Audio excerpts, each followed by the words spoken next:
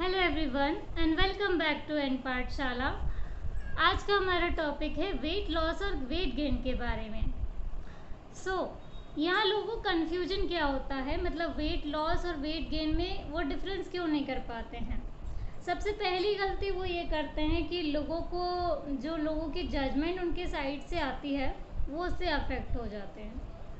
और दूसरा रीज़न ये होता है कि ऐसे ही कुछ भी डाइट प्लान बना लेना या बहुत ज़्यादा एक्सरसाइज कर लेना, तो ये दोनों मेथड गलत हैं। सबसे पहले आपको जब भी वेट लॉस और वेट गेन करना है तो पहले आपको अपना खुद का एनालाइज करना पड़ेगा, मतलब आपको पहले खुद के शरीर का ध्यान रखना होगा।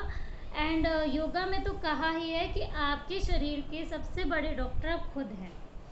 सबसे पहले मैं ये बता देती हूँ कि इसको चेकआउट करने का क्या तरीका होता है। वेट पर हमारे शरीर में वेट क्यों बढ़ जाता है और कम हो जाता है। सबसे पहला रीज़न है कि उसमें कुछ एज फैक्टर होते हैं, जेंडर पे डिपेंड करता है, आपकी हाइट पे डिपेंड करता है, आपकी बॉडी में बोन्स का क्या वेट है, मसल्स का क्या वेट है, उसको मिलाकर आपका जब आप अपनी वेट चेक करते हैं तब आपको पता चलता है कि वेट बढ़ गया, अचानक से कम हो गया। उसके साथ ही साथ डाइट से भी इस पर असर पड़ता है। सबसे पहले हम इसको चेकआउट कैसे करेंगे, हम कैसे पता करेंगे कि हमको वेट लॉस करना है या गेन करना है।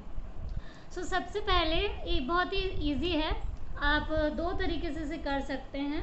आप टेक्नोलॉजी का भी यूज़ कर सकते हैं एंड सेकंड आप इसे घर पे कैलकुलेट कर सकते हैं। कैलकुलेशन का तरीका मैं आपको डिस्क्रिप्शन बॉक्स में दे दूँगी, तो वहाँ से आप देख सकते हैं। सबसे पहले आपको क्या करना है, अपने मोबाइल पर आपको कैलकुलेटर तो सभी के पास होता है, एंड्रॉयड फ़ोन में ये बहुत अच्छे से अवेलेबल है।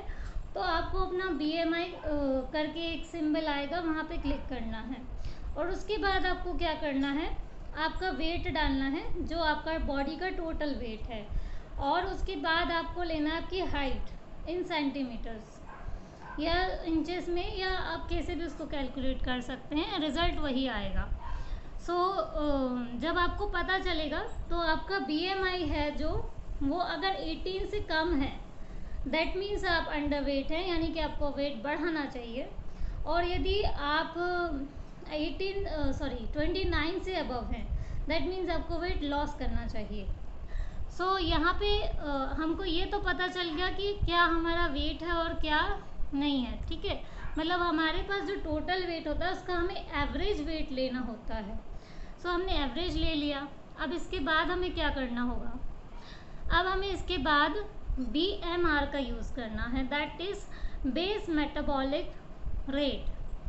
तो इससे क्या होगा, मेटाबॉलिज्म के बारे में आप लोगों ने सुना होगा कि जो आपकी डाइट होती है, जिनका कम मेटाबॉलिज्म होता है वो ज़्यादातर दुबले होते हैं, और जिनका ज़्यादा होता है वो ओवरवेट होते हैं। BMR कैसे कैलकुलेट करेंगे, इसका भी फॉर्मूला मैंने आपको दे दिया है, पर इसमें आपको एक चीज़ का और ध्यान रखना है, इसमें आपकी डाइट इंक्लूड हो जाएगी। BMR बेसिकली जो आप इनटेक कर रहे हैं अपनी बॉडी में, जो आप अंदर ले रहे हैं, क्या आप तेल ज़्यादा ले रहे हैं, क्या आप घी ज़्यादा खा रहे हैं, या आप कोई चीज़ बहुत कम ले रहे हैं, तो वो उससे पता चल जाएगा। और इसकी कुछ बेसिक इन्फॉर्मेशन मैं आपको डिस्क्रिप्शन बॉक्स में ज़रूर दे दूँगी। और अब ये समझ लेते हैं कि ऐसा क्यों होता, क्यों है ऐसा, मतलब कि लोग अपना इतना ध्यान रख रहे हैं, कई लोग बहुत ध्यान रखते हैं अपनी बॉडी का, उसके बावजूद उनका वेट लॉस या उसमें प्रॉब्लम आ जाती है। सबसे पहले जो हमारा आज का लाइफ शेड्यूल है, मतलब हम लोगों को ये नहीं सिखाया जाता है घरों में, बेसिकली जो भी घर में बना दिया जाता है वो हम खा लेते हैं। इसमें गलती बनाने वाले की नहीं है, ऐसा है कि हम अपना ध्यान रखना भूल गए हैं। सबसे पहले क्या ज़रूरी है, सबसे पहले जब भी आप कहीं बाहर जाएं तो ये मेक श्योर करें कि खाली पेट कहीं ना जाएं, और इसी के साथ ब्रेकफास्ट हमेशा हल्का होना चाहिए, और फ्रूट सबसे बेस्ट होते हैं ब्रेकफास्ट के फॉर्म में, ठीक है। ब्रेकफास्ट में आपको हमेशा फ्रूट्स लेने चाहिए या सैलेड वगैरह खाना चाहिए, या आप कुछ हल्का भी खा सकते हैं, दलिया पोहा जो अच्छा लगता है आपको, लेकिन वो बहुत हल्का होना चाहिए, ऐसा नहीं कि पेट भर के खा लिया। आपने ब्रेकफास्ट ले लिया, यानी कि उतना समय, क्योंकि वो चीज़ फिर बाद में आपको कवर भी करनी है लंच टाइम पर। तो अब जब लंच लेंगे तो यहाँ पे एक चीज़ है, बैलेंस डाइट का मैं मतलब बताना चाहूँगी कि बैलेंस डाइट क्या होती है। हमारी जूनियर क्लासेस में इवन हमको ये 6th-7th में सिखा दिया जाता है कि बैलेंस डाइट क्या होती है, उसके बावजूद लोग लापरवाह हैं। तो बैलेंस डाइट क्या होती है, जैसे आपकी एक थाली है, इस थाली में आपकी हर वो चीज़ होनी चाहिए, इसमें प्रोटीन होना चाहिए, इसमें कार्बोहाइड्रेट होना चाहिए, इसमें विटामिन्स होना चाहिए, इसमें मिनरल्स होना चाहिए, ऐसी चीज़ों को मिलाकर बनती है बैलेंस डाइट। सीधा शब्दों में कहूँ तो एक थाली है, उसमें आपकी सब्जी है, उसमें दाल है, उसमें चावल है, उसमें अचार है, उसमें पापड़ है और उसमें सैलेड है, ये सारी चीज़ें और रोटी, ये सारी चीज़ें मिलाकर आपकी बैलेंस डाइट बनती है। तो ये आप लंच में अगर लंच में बैलेंस डाइट फॉलो कर रहे हैं लंच के टाइम पर, तो आपको क्वांटिटी कम रखनी है, सॉरी क्वांटिटी ज़्यादा रखनी है। और जब आप रात में ले रहे हैं तो ये क्वांटिटी कम रखनी है, और ये टोटली आप पे डिपेंड करता है कि आपको राइस कम करने हैं या रोटी कम करनी है, और ये आपके BMR पे भी डिपेंड करता है। और उसके बाद यदि आप थोड़ा सा शाम के टाइम में भूख वगैरह से थोड़ा आपको लगता है कि भूख लगती है, तब भी आप हल्का नाश्ता खाइए, या बेसिकली सूप पी सकते हैं। सूप सबसे अच्छा होता है उनके लिए जिनको भूख की प्रॉब्लम है, जिनको भूख नहीं लगती, तो उनके लिए सूप बहुत अच्छा होता है। सूप बहुत रिफ़्रेशिंग होता है, स्किन के लिए अच्छा होता है। सूप एक बहुत मतलब इसमें इतने बेनिफिट्स हैं कि मैं गिना गिना के थक जाऊंगी। ये 2 टूल्स आपके बहुत काम आते हैं जब आप वेट लॉस करेंगे या गेन करेंगे। अब एक और चीज़, मैं यहाँ आपको कुछ आसन रिकमेंड करना चाहूँगी। तो आसनों में सबसे पहले आता है आपका भुजंगासन। ये बहुत सिंपल है, ये उनके लिए ज़्यादा खास है जिनको पेट जिनका एकदम निकला हुआ है, ये उनके लिए बहुत अच्छा है। और भुजंगासन से आप वेट गेन भी कर सकते हैं, लॉस भी कर सकते हैं। बस आपको क्या करना है, जिनको वेट लॉस करना है उनकी स्पीड हाई रहेगी, मतलब ज़्यादा रहेगी, और जिनको बढ़ाना है उनकी स्पीड स्लो रहेगी। उससे क्या होगा, आपकी मसल्स की ग्रोथ बनती है। सो दैट आपको ये टेक्निक फॉलो करना चाहिए। और इसी के साथ आप सूर्य नमस्कार कर सकते हैं। सूर्य नमस्कार थोड़ा सा टफ हो जाता है बिगनर्स के लिए, तो जिनको ऑलरेडी योगा थोड़ा बहुत आता है या उनकी बॉडी इतनी है मतलब उस चीज़ को कर सकती है, तो वो कर सकते हैं सूर्य नमस्कार। या आप ऐसा कर सकते हैं, उसको धीरे धीरे रूटीन में लाकर सीख सकते हैं। तो ये 2 आसन थे जिनसे आपको वेट लॉस और वेट गेन करने में फ़ायदा होता है। एक और चीज़, जिनको लगता है कि उनकी भूख कंट्रोल में नहीं रहती, जैसे मैं बताऊं कि यदि आपका व्रत है और आपको लगता है यार मुझे बहुत भूख लगती है, कंट्रोल नहीं होता अपने आप पे, मतलब बहुत होता है कई बार लोगों को इस चीज़ की, किसी किसी को हैबिट नहीं होती, कोई व्रत कम रखता है इसलिए हो जाता है ऐसा। तो उसके लिए आप कर सकते हैं खेचरी मुद्रा का इस्तेमाल। खेचरी मुद्रा क्या है, मान लीजिए आपका जो माउथ रहता है इसके ऊपर एक वॉल होती है दांत की जस्ट ऊपर, ठीक है।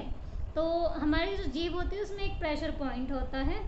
तो मान लीजिए ये आपकी वॉल है और ये आपकी टंग है, ठीक है। तो आपकी जीभ बिल्कुल सेंटर में होती है। तो आपको क्या करना है, अपनी जीभ को ऐसे ऊपर की तरफ वॉल की तरफ लेके जाना है और उसको प्रेस करना है कुछ देर के लिए। You can do it for 2 minutes. उसके बाद फिर आप वापस नॉर्मल कर लीजिए। ऐसा करने से क्या होगा, आपकी जो भूख और प्यास कंट्रोल करने की जो क्षमता है वो बढ़ जाती है। अगर आपको भूख नहीं लगती है तो आपको भूख लगने लगेगी, और अगर आपको भूख ज़्यादा लगती है तो भी कंट्रोल हो जाएगी। इवन आपकी जो प्यास है वो भी इससे कंट्रोल हो जाती है। तो अब इसके साथ में इसमें एक एडिशनल बेनिफिट जोड़ना चाहूँगी। तो वो एडिशनल बेनिफिट क्या है, आप लोगों ने सुना होगा अमावस्या और पूर्णिमा के बारे में, और मैं हमारे ऋषि मुनियों के अनुभव के बारे में आप लोगों से पहले ही शेयर कर चुकी हूँ। तो अमावस्या और पूर्णिमा में लोग ऐसा क्यों करते हैं कि वो कुछ चीज़ें अवॉइड करते हैं बनाने को और कुछ चीज़ें बहुत अच्छे से बनाते हैं, सेलिब्रेट करके बनाते हैं। तो ऐसा इसलिए होता है क्योंकि जो पूर्णिमा है उस दिन चांद अपीयर होता है, सभी को पता है। तो तब हमारी बॉडी में एक अच्छा प्रभाव पड़ता है उस चीज़ का। तो उस टाइम हमें सात्विक भोजन लेना चाहिए। सात्विक भोजन का मतलब है बिना लहसुन प्याज का, बिना नॉनवेज भी नहीं बनता है और ना ही लहसुन प्याज का खाना बनता है। उस टाइम आपको ऐसे खाने बनाना चाहिए जिसमें लहसुन प्याज अवॉइड किया गया हो। बाकी आप रेगुलर डिशेस उसमें इस्तेमाल कर सकते हैं। तो उसके लिए आपको एक चीज़ बताती हूँ। जैसे शरद पूर्णिमा में हम लोग क्या करते हैं, आपने देखा होगा कई घरों में खीर बनती है या लड्डू बनता है, और तो उसको धूप में चांद की रोशनी में चार्ज किया जाता है। तो ऐसा करने से वो जो चांद की रोशनी है उसमें बहुत अच्छा प्रभाव डालती है। और पुराने ज़माने में मिट्टी के बर्तन होते थे जिसमें ये काम किया जाता था। इनफैक्ट ये आप इस ज़माने में भी कर सकते हैं, वो कोई इशू नहीं है। आप तांबे के बर्तन का यूज़ कर सकते हैं, बशर्ते तांबे के बर्तन में खीर नहीं रखाएगी, क्योंकि दूध और तांबा एक दूसरे से बिल्कुल विपरीत हैं स्वभाव में। तो आप नॉर्मली कोई भी बर्तन रख लीजिए और उस पर आप खीर रख दीजिए, उसको चार्ज होने दीजिए, उसको खाइए। उस खीर का प्रभाव आप पे बहुत अच्छा पड़ता है, या उस लड्डू का प्रभाव बहुत अच्छा पड़ता है। और इसी के साथ अब अमावस्या की चर्चा कर लेते हैं कि अमावस्या में क्या होता है। अमावस्या में तो कोई चांद नहीं है, तो फिर ऐसा क्यों कि उसमें भी सेम रूल और इसमें भी सेम रूल। तो वजह यह है कि अमावस्या में आपके पास एनर्जी कम रहेगी। पहले चांद के पास ज़्यादा थी तो उसने आपसे शेयर कर ली, पर अब आपके पास कम है। यानी कि चंद्रमा अभी अपनी अपने बिजी शेड्यूल में नहीं, अभी सो रहा है वो, ठीक है। तो उसका आपके शरीर पर कुछ गलत प्रभाव पड़ते हैं। इस टाइम पर भी आपको नॉनवेज अवॉइड करना चाहिए और लहसुन प्याज अवॉइड करना चाहिए। वजह इसके आप कुछ भी नॉर्मल चीज़ें खा सकते हैं। और अभी यहाँ एक और चीज़, मैंने कई लोगों को कहते सुना कि अमावस्या में दलिया और खिचड़ी बनती है। वो रॉन्ग नहीं है, बट बेसिकली लोग उसके डबल मीनिंग देखते हैं। वो लोग कहते हैं कि किसी के घर में कुछ गलत हो गया, कोई शांत हो गया, तो तब बनेगी खीर और कड़ी वड़ी जो भी कह लो उसको। तो ऐसा कोई ज़रूरी नहीं है, ये आपके अपने घर के माहौल से आप समझ सकते हैं। और बाकी मैंने बता ही दिया कि उससे आपके शरीर का क्या लेना देना है। तो ये था आज की चर्चा वेट लॉस और वेट गेन के बारे में। और जो फॉर्मूले मैं आपको बताए थे भी वीडियो के स्टार्ट में, वो मैं आपको डिस्क्रिप्शन बॉक्स में दे दूँगी। और मुझे बताइएगा, यदि आपको कुछ लगे तो आप पूछ सकते हैं उस चीज़ के बारे में। और कोई भी डाउट हो आपको बिल्कुल पूछ सकते हैं। और इसी के साथ आज की वीडियो की चर्चा खत्म होती है। मैं अगली बार मिलूँगी, बने रहिए मेरे साथ एंड पाठशाला पर। Thanks for watching. Please like, share and subscribe.